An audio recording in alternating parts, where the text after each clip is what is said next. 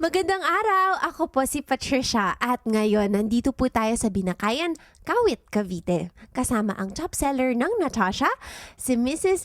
Emeline Balza. Magandang araw po, ma'am.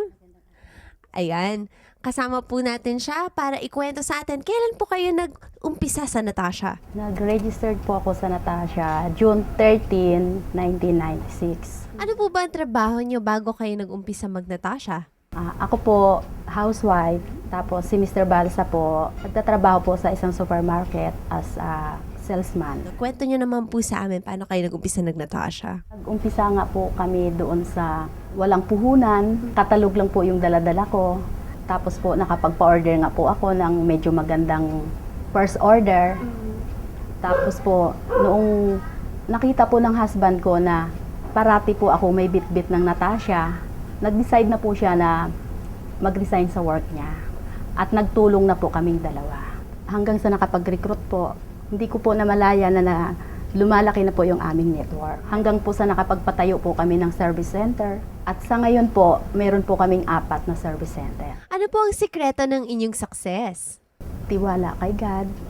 Kailangan po magtiwala sa mga downlines at tiyaga po.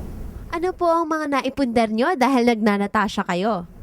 Nag-umpisa po kami, nagdi-deliver through bisikleta. After noon po, nakabili kami ng scooter, owner na type jeep. Tapos po ngayon yung L3.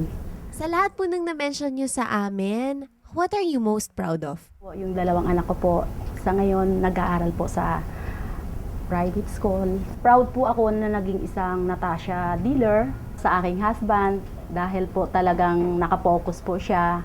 Nagpapasalamat po ako kay Lord at naandyan siya laging gumagabay sa amin, sa aming mga downlines.